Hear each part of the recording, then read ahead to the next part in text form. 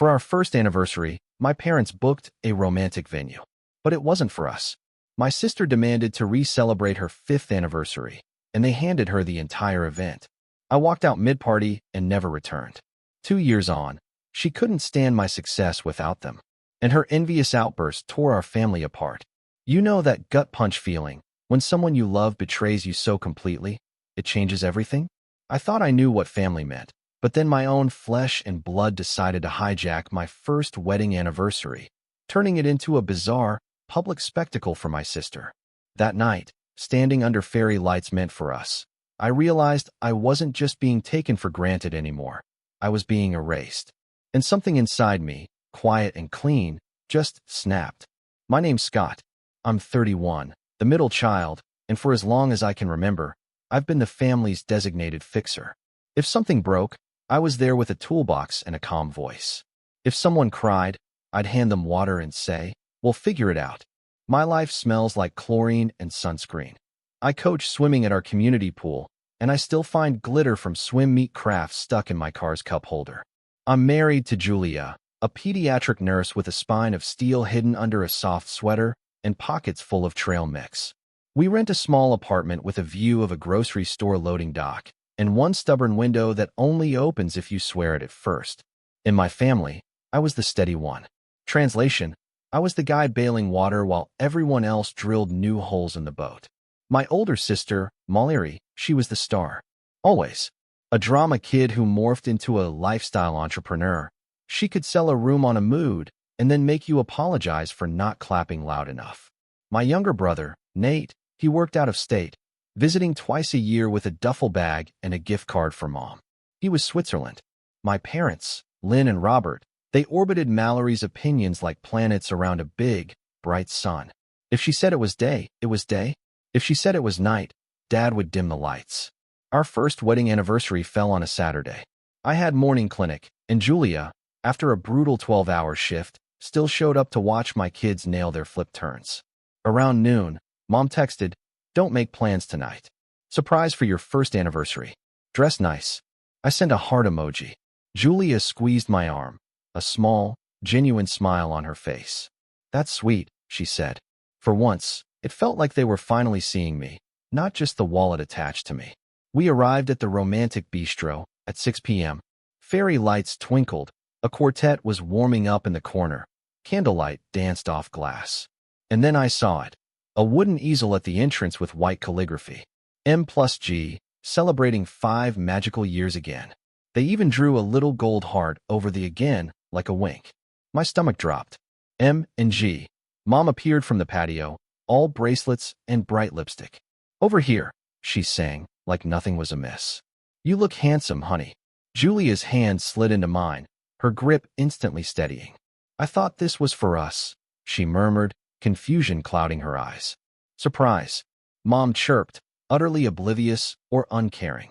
Molly drifted out of the crowd in white silk that swished when she moved. Greg, her husband, followed, chin held high. She air-kissed my cheek. "We decided to redo our 5th anniversary," she announced, as if proclaiming a national holiday. "The first time, we didn't get the party I deserved. Long story. I just pointed at the sign. Mom said a romantic dinner for our first." Mom tilted her head, a look of pure pity on her face. "We tried to combine the celebrations so no one feels left out. Sharing is caring." She said it like a kindergarten teacher. Julia's smile tightened, a thin, polite line. "We're not 5. Dad clapped my shoulder, a heavy, familiar gesture. "Buddy, it's one night. Let your sister have her moment." "It is our anniversary," I insisted, my voice low. "That's literally our moment." Molly rolled her eyes, a grand, theatrical gesture. "You can have a table. We have the garden and the quartet. Oh, and don't touch the macaron tower. It's part of the aesthetic." The quartet launched into something sparkly. A waiter pressed flutes into our hands. Molly lifted hers, beaming at us as if we were props. "Everyone a toast," she declared. "To real love, to showing up, to celebrating properly this time." Julia whispered, "We can duck in, smile, and go somewhere else." I nodded, grateful for her lifeline. But then Mom leaned in, her voice sweet and sharp, like a razor wrapped in velvet. "Don't ruin this for your sister, Scott. My ears rang. I set my untouched glass down. We won't ruin anything. Good, Mallory said, already turning away, her attention back on her adoring audience. I caught Julia's eyes. She raised an eyebrow, a silent question. You okay? I swallowed the lump in my throat. The quartet swelled. People cheered. Someone shouted, speech.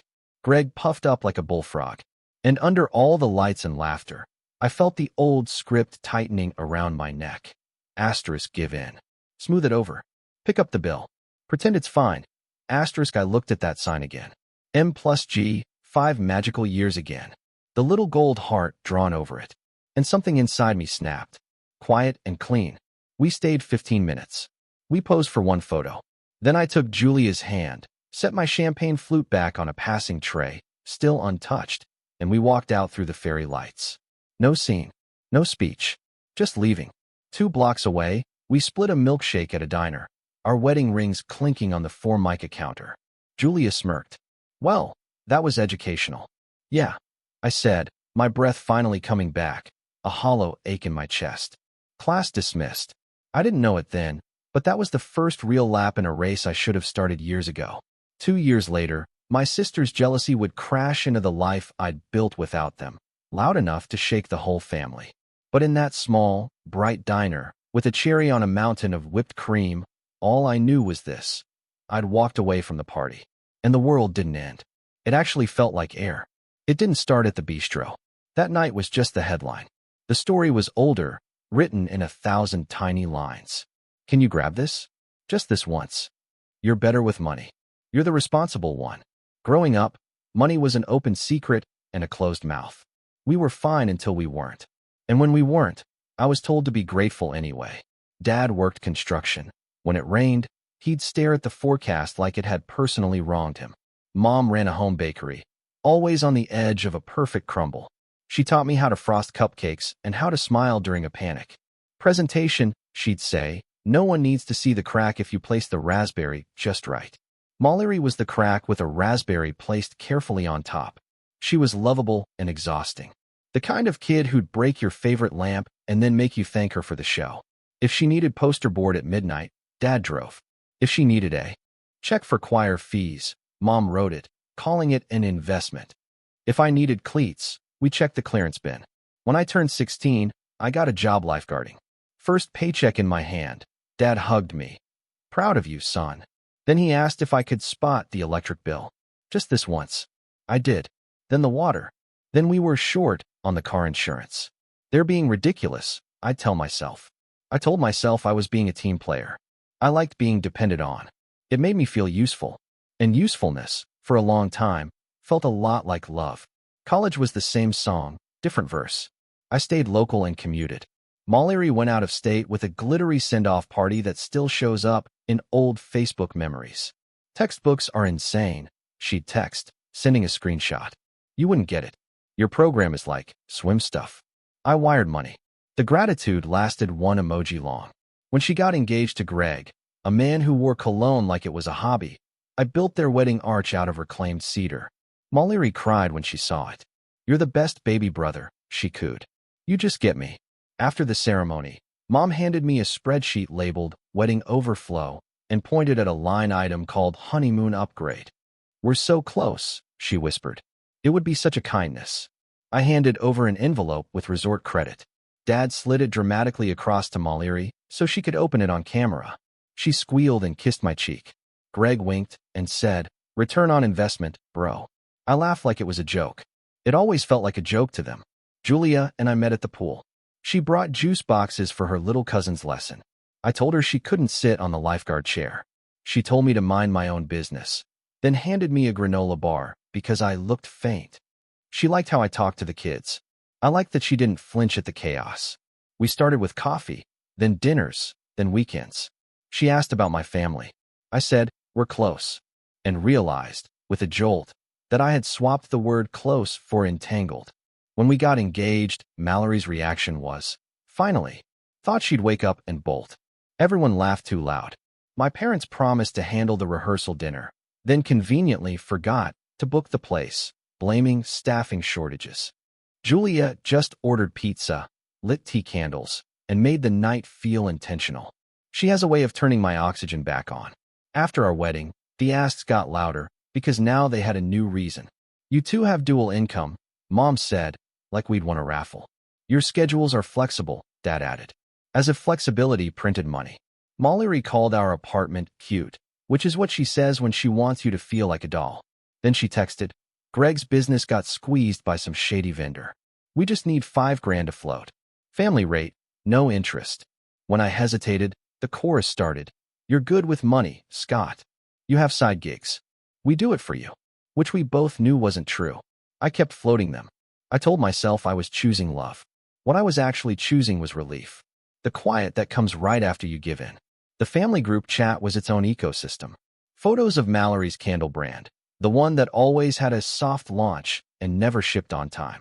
Greg's steak plates from networking nights. Mom's frosting roses. Dad's knee updates. Then the little traps. Who's grabbing dessert Sunday? Scott's got it. He's at Costco anyway. Or forgot my wallet LOL. Coach Charity can cover. Thumbs up emoji. Laugh cry. Silence if I didn't respond in 10 minutes. A small turning point snuck in 6 months before the anniversary. The HOA emailed me about a check I'd apparently written for my parents' fence variance. I hadn't. Mom had signed my name to speed things up. The check bounced. It was from an old, closed account. I called her, shaking with disbelief. You forged my signature, I said, my voice barely a whisper. Don't be dramatic, she replied, cool as ice. You're making a scene about ink. That night, I told Julia I felt sticky inside my own life. You can say no, she said, her voice soft but firm. And then you can keep saying no when they pretend they didn't hear you. I tried. I said, I can't cover Greg's truck repair. I said, I'll drive Dad to the specialist, but I won't pay the copay. Dad went quiet, then said, don't punish us because you married a nurse. Mallory called me selfish in the chat. Mom said I was ungrateful. Greg sent a shrug emoji, and guess Coach got a backbone, huh? But no started to fit. It felt weird, like wearing shoes you forgot you owned, but good. Sundays turned into texts. I muted the chat. I blocked Mallory's candle account after 3 DMs that said limited time friends and family investment, and one that said, wow, so you don't support women? So, when I saw that bistro sign, M+G, 5 years again, I shouldn't have been surprised. But I was. A small, dumb part of me still believed they'd pick me without a bill attached. In the diner, Julia nudged our rings together. Let's stop auditioning for people who don't clap, she said. I said, okay, and I meant it. But my family has a way of dragging you back for one last scene. 2 weeks later, Mom invited us to Sunday roast and wrote, clean slate, with 3 sparkles. I smelled the trap through the phone. Julia said, your call. We went. Because old habits die like villains, dramatically, after too much dialogue. The table was crowded.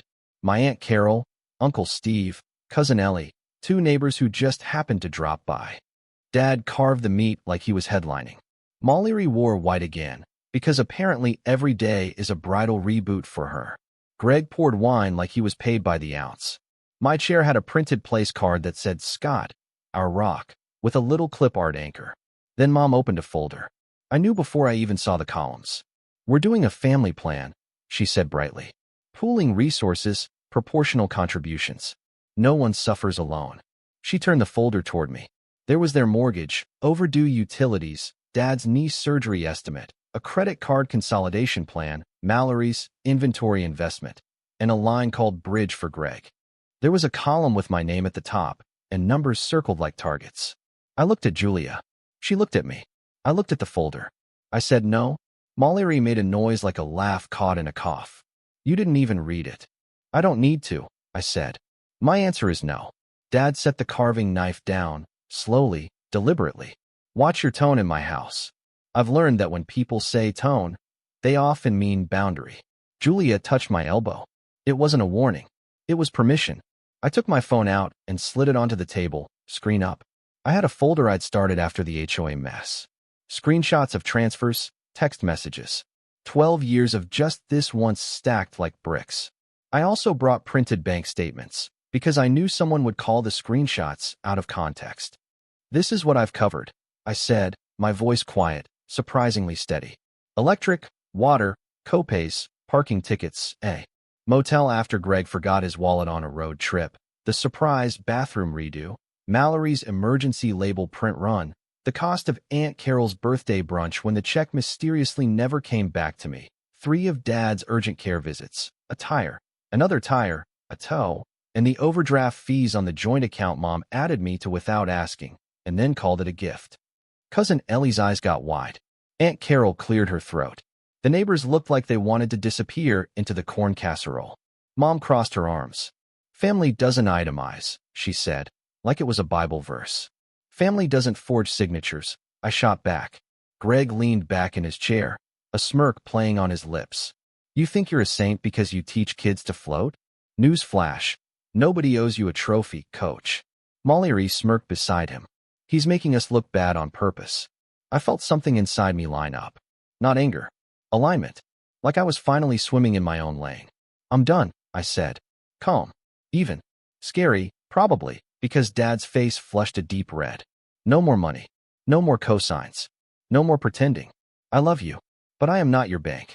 Dad stood up, towering over me. If you walk out that door, you don't walk back in. Julia stood too, without a moment's hesitation. We'll send a change of address, she said, soft as a knife. Aunt Carol made a soft sound like a deflating balloon. One neighbor suddenly remembered a thing and left. Mallory's smile cracked, just a hairline fracture. You can't do this, she hissed. I'm relaunching in the spring. You need to learn. I cut her off. I'm not your safety net. Mom's voice dropped twice, to a low growl. Ungrateful boy. I'm a grown man, I said, and I know where my money goes. I gathered my papers and my phone. Julia took my hand. We walked to the door. Dad didn't move, but his jaw worked. Last chance, he said. I opened the door. I already took it, I said, and we left. No slam. No storm-out theatrics. Just air. And the sound of my own heartbeat. We got in the car. Julia exhaled, like she'd been holding her breath for a decade. Proud of you, she said, looking in the rearview mirror. The house looked smaller than it used to. Or maybe I did. Maybe I had just grown out of it. No contact is loud at first. People think it's silence, but it's 1,000 phantom pings your brain keeps hearing because it's addicted to being muted. I muted the group chat. I set up 2-factor authentication on everything. I called the bank and added a password that wasn't my dog's name, because Mallory knows every dog I've ever liked. We didn't change the locks, because they didn't have keys. We changed the routine. We chose quiet on purpose. The first week, the messages came like rain. We can talk this out, Mom wrote. Then, your father's blood pressure is up. Then, I can't bake with a broken heart. Dad texted, be a man. Mallory DM'd me from her Candle account. Then her personal. Then a burner account with an inspirational quote in the bio. You're embarrassing yourself. We're family. Step up. I didn't respond. Julia put her phone face down and said, want pancakes? We made pancakes at night and ate them standing up in the kitchen, and the normalness of it felt holy. Work got bright. I launched a Saturday Stroke Tweaks clinic that sold out in 2 days. Parents told other parents. Kids who used to fear the deep end started heading toward it like a challenge instead of a cliff. I created a scholarship fund for kids who couldn't afford lessons and named it after Julia's grandmother because she used to say, everyone deserves to float. A local sports store offered to sponsor me. I asked for discounted goggles for every scholarship kid instead. The owner blinked, then said, deal, and threw in swim caps. The second month, the smear campaign started. My cousin sent me screenshots on the side. Mom was telling relatives I'd abandoned them after all they'd done, like teaching me to read was some grand sacrifice. Mallory posted a reel. Self-made is the only made, with a caption about jealous relatives. Greg told people I was addicted to attention, which is rich from a man who films his pour-over coffee like it's a TED Talk. I kept coaching. I kept going home to a small apartment that suddenly felt big. I kept checking my bank app and not holding my breath. The first time the balance stayed put for a full week, I cried in the car and told Julia I had dust in my eye. She kissed my temple and said, must be a dusty day, then handed me a tissue without making me explain. Month 3. Dad called from a new number. Your mother's sick from stress, he said. Fix this. I love you. I said, call her doctor. I'm not discussing money. He hung up. He called back the next day to ask if I had my old lawn mower. like the previous conversation never happened. I didn't answer. Month 4, Mallory emailed me a friends and family round, like she was a startup. We're expanding, she wrote. I need 7,000 to bridge inventory. Incredible upside. I stared at the screen, at words that looked like they were photocopied from every other ask. I archived it. 2 seasons passed. We said no. And the sky didn't fall. We said no. And the fridge filled with food we bought on purpose. We said no. And Saturdays became ours. I own them. We said no. And the part of me that lived unclinched a little at a time. Julia and I saved. We toured 3 apartments that smelled like onions and finally found a pale blue starter house near the pool with a stubborn front door and a maple tree that drops leaves like confetti in October. We painted the 2nd bedroom green because it felt like calm and possibility. We didn't call it a nursery because names make the universe tricky, but we put a rocking chair there for reading. I kept building the scholarship fund. People from the neighborhood sent $20 with notes like, for the kid in the red goggles. The local paper ran a small piece. Coach Scott keeps kids afloat. We taped it to our fridge with a dolphin magnet that a 6-year-old gave me after he learned to float without grabbing my neck like a koala. 2 years after the bistro, my kids swam a charity relay. The deck was noisy in the best way. Parents yelling for other people's children, little siblings chasing each other with foam noodles. The smell of sunscreen and wet tile. We hit our fundraising goal before lunch. I handed medals to kids who used to cry at the edge and now grinned like sharks. One mom hugged me and didn't let go for a full 5 seconds. You changed his life, she said into my shoulder. I said, he did the work. Because that's the line. And it was also true. Of course, he's out here playing hero. The voice cut across the water like a whistle. Mallory, in white again, because the theme of her life is bridal cosplay. Sunglasses on. Heels completely wrong for a pool deck. Greg behind her, hands in pockets. Mom near the gate, clutching her purse. Dad wasn't there. People turned. The air changed. Julia stepped to my side before I even moved. You can't be on deck, she said, calm and clear. Safety rules. Mallory smirked. Are you going to arrest me? He can't hide forever. This wasn't an accident. It was a performance. She wanted an audience. She got one. I kept my voice low. This isn't the place. Oh, I think it is, she said louder. Since you've told everyone you're a saint now. Since you left Mom to sell her wedding ring to pay for Dad's surgery. My stomach flipped. What ring? I looked at Mom. She looked at her shoes. Julia's voice was cool and steady. You mean the ring you pawned 3 years ago, after Scott bought it back once already? Mallory blinked behind the sunglasses. Then she recovered. You think you're better than us because you said no? Because you run a little charity for kids who splash. She lifted her phone, hit record, and angled it at me. Say it to the internet, coach. Say you turned your back while your father limped. Every cell in my body wanted to grab her phone and drop it into the deep end. Instead, I put my whistle in my mouth. I blew one sharp blast. 5-minute break, I called. Water. Shade. Reset. Parents herded kids to the bleachers. The deck cleared like a curtain dropping. I faced my family. Here's what's true, I said. I offered rides. I offered time. I set a boundary with money. I'm not your ATM. I won't be your villain. Greg snorted. You owe us. I don't owe you a cent, I said. You owe a lot of people apologies. Mallory's mouth twisted. You don't get to be happy without us. That, Julia said, her voice quiet but sharp, is the real problem, isn't it? Mom's voice came out small. Was it really that much? She asked me. And I heard something like hope and something like shame. I didn't pull out the receipts. I just nodded. It was a hairline crack that ran through Mallory's performance. Then she hardened. You're dead to me, she announced, so the bleachers could hear. She turned to Mom. Let's go. Mom didn't move. She looked older than the last time I'd seen her. And somehow clearer. We're leaving, she said. But with them. Not with Mallory. You're not welcome at his work. Greg muttered something. But they left, heels clacking, phone still recording nothing important. Mom stayed. She stared at the shallow end where little kids were pouring water from one cup to another like alchemists. Do you need water? Julia asked. Mom blinked. I need a chair, she whispered.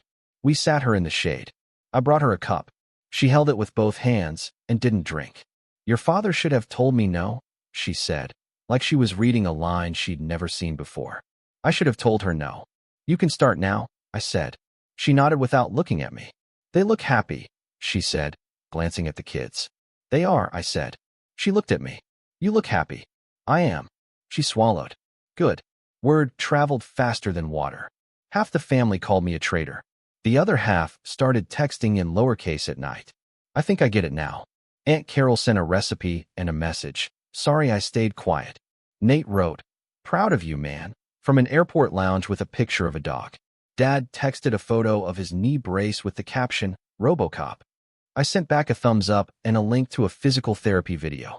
Life didn't become a montage. It turned into a string of small, decent days. We mowed the maple leaves. We fixed the door. We saved a little. We breathed. And the echo of being needed for the wrong reasons finally stopped sounding like home. The fallout didn't make me new. It let me be myself on purpose. We kept no contact with Mallory and Greg. Mom's texts got simpler. We made a budget. Your father does PT. Sold the extra mixer. Thanks for the chair. Our pale blue house stayed stubborn and sweet. The green room slowly became a nursery. Then Julia held up 2 pink lines. Looks like everybody gets to float, she whispered. I cried everywhere. Bought a tiny swim cap just to breathe easier. Told my Saturday kids a new assistant coach was coming. They screamed like I'd brought a puppy. We told my parents at a small barbecue. They brought ice. Asked about the wobbly step. Mentioned no money. When they left early, the yard felt like ours. At practice, I said, kick steady. Breathe when you need to. Float when you're tired. I learned that late. Plain truth. Love that only counts you when you're paying isn't love. Scorekeeping isn't family. Boundaries are life jackets. Saying no is honesty. I still picture the easel. M plus G again. The gold heart. Then the diner milkshake. 2 straws. Julia tapping our rings. Let's stop auditioning for people who don't clap. My sister couldn't bear how far I'd come. Her meltdown split the family along the seam where I finally stitched my name. I left mid-party and didn't look back. Not from hate, but to keep the life I love. That's not revenge. That's freedom. If you're under someone else's sign, glass in hand, set it down. Walk out. The world won't end. It might finally begin. If you've ever felt trapped by family expectations or had to walk away to find your own peace, I want to hear from you. What was your walkout moment? Let me know in the comments below.